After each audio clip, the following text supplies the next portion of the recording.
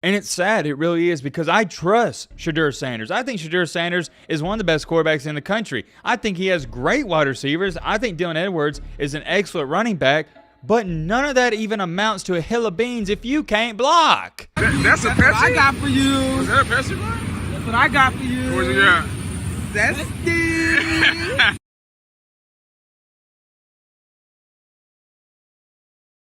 Ho, ho, ho, Merry Christmas. Like I already stated before, we are skipping Thanksgiving, heading straight on to putting up the tree and whatnot. And by the way, hope all you staying warm out there, because that cold front, it came through pretty much all of America, and it is freezing. And when I'm saying freezing, no lie. Last night, I woke up in the middle of the night like 3 a.m., and for the first time this year, I'd have cut on the heat. You know it's cold outside when you wake up in the middle of the night, and when I checked my thermostat, you won't believe what it said. It said 54 degrees. When I saw that, I was like, yeah, I think it's time to cut on the heat. But anyways, we got to talk about and we got to preview the big-time game on Wait, is it Saturday night? I don't know. I'll pull it up in just a second. We got Colorado and Coach Primetime versus DJ Ugabadoogie and Oregon State. I can't wait to watch this game on Saturday. We got so many great games to look forward to. We got Alabama, LSU, top 15 matchup, another top 15 SEC matchup in Georgia and Missouri, Texas, K-State, and then we got this one. Since I guess I don't know what time it is, I thought it was a night game, but let me pull it up to be sure.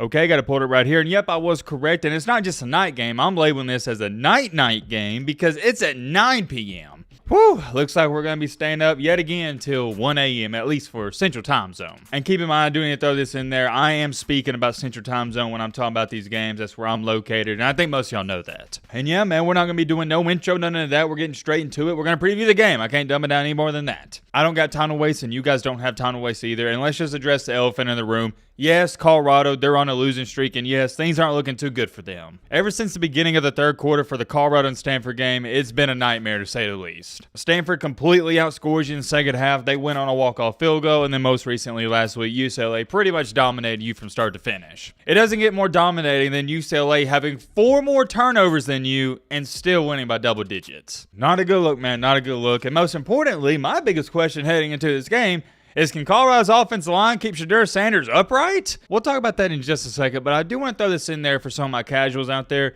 UCLA has a couple guys on that front seven that are elite, and they're going to be playing in the NFL. So if you do want to take a positive away from UCLA just completely ambushing your offensive line, just take away this. You are not going to play too many other great front sevens like UCLA's. UCLA knows how to get to the quarterback. Now, with that being said, I don't want you to underestimate this. No, your offensive line is straight doo-doo cheeks. It's a problem, man. It's a problem. As far as it goes for this matchup, Coach Prime and this Colorado Buffalo team, they're going to have their hands full. Oregon State and DJ Ugabadoogie ain't ranked 16th in the country for no reason. They're a solid ball club. Do I think they're great? No, and I wouldn't even throw them in the conversation really good. I'd just say they're good. And another reason I'm not as high on Oregon State is because last week I watched this from start to finish. It finished up really late as well. They lost to Arizona 27-24. Granted, shout out to my Arizona fans. Arizona is one of the most surprising teams, not just in the Pac-12, but the entire country. They've been flat out balling. They are 5-3, and their 3 losses have all been by 7 points or fewer. So I don't want my Colorado fans pointing towards that and going, oh,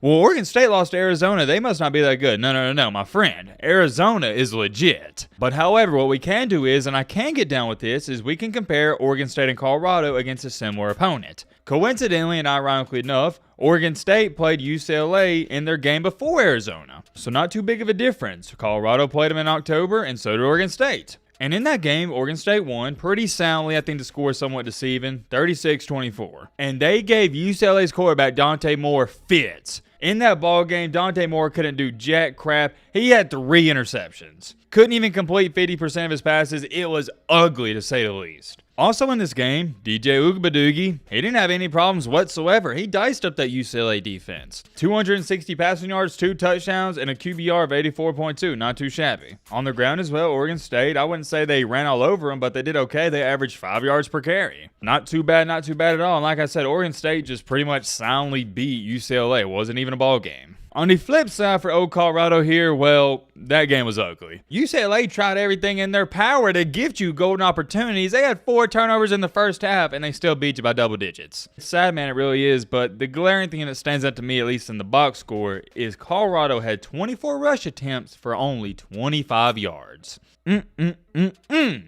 You hate to see it. And to go on top of that, Shedeur Sanders, it wasn't a good day for him. He just continued to get hit even harder. But after watching both of these games, and I watched some film on this earlier today, I can tell you this much. Oregon State's offensive line compared to Colorado's not even in the same realm and atmosphere. That was the difference and the determining factor in both of these games. It wasn't UCLA's offense. We somewhat know what to expect out of them. It was Oregon State's offense was way better at protecting their quarterback. And also, Oregon State wasn't one-dimensional. They passed the ball, but also they ran the ball successfully. Whereas Colorado, in these games, especially the close ones, they get one-dimensional and they just quit running. They abandon the run game almost, and they pass, and that's why these edge rushers for UCLA, they pin their ears back. Look, man, I get it. Colorado is one of the worst rushing teams in the nation, but you gotta run the ball to keep the defense honest, even if it's for -1 yard. You see this happen all the time in the NFL where they just get 1 or 2 yards, and you think it's a wasted play, but it's really not because you're keeping the defense on their heels. Whereas this UCLA defense against Colorado last week, they was on their toes. But here's the kicker with all this, and if you're a Colorado fan, this is music to your ears. Oregon State's defense isn't even close to UCLA's. And this is why I'm really excited to watch this game, because if Colorado can't block this Oregon State defense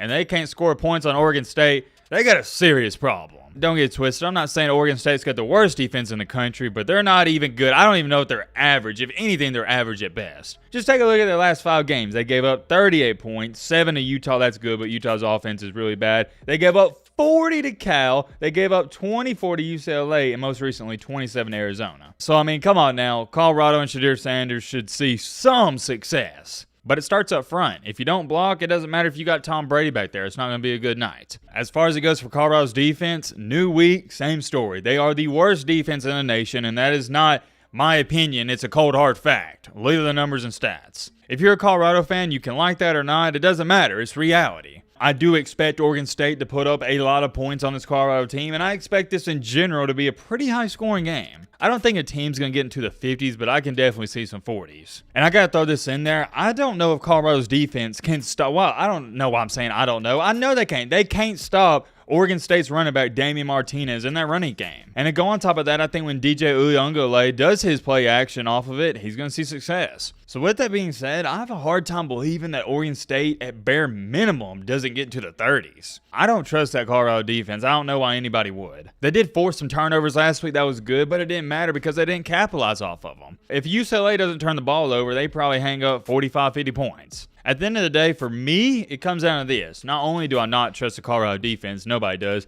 I don't trust their offensive line, especially after that pitiful performance last week. And it's sad, it really is, because I trust Shedeur Sanders. I think Shedeur Sanders is one of the best quarterbacks in the country. I think he has great wide receivers. I think Dylan Edwards is an excellent running back.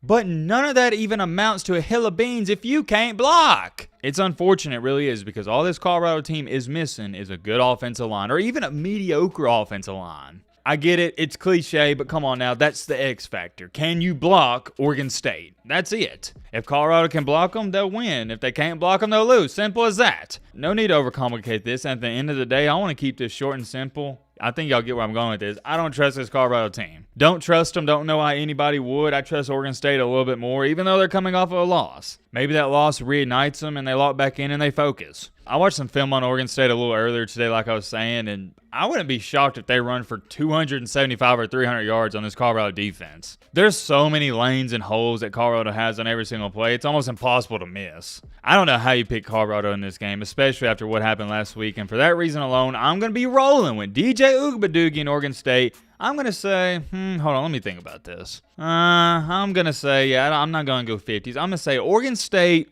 45, Colorado 35. 45-35. I like that. Of course, you know how it's going to go. Oregon State's going to run up and down the field, and Colorado, well, they're going to get sacked a couple of times, but at the same time, Shedeur Sanders is going to make some big-time plays. Now, here's the big if. Like I said, the X factor. If that offensive line don't block, shoot, man, you can change that score from Colorado scoring 35 to probably more so of 17, maybe 20. Let me clarify on this. The only reason I'm even giving Colorado 35 is because I trust and I love Shedeur Sanders that much. I think he's that great. Even last week, he was making some plays and throws. I was like, man, how is he doing this? The dude can play, man. The dude can play. It's unfortunate he's got that one-ply toilet paper in the middle school bathroom blocking for him. I do not like to overcomplicate things, as many as you know. Give me Oregon State 45-35. I'm very curious. Let me know what you think in the comment section. But,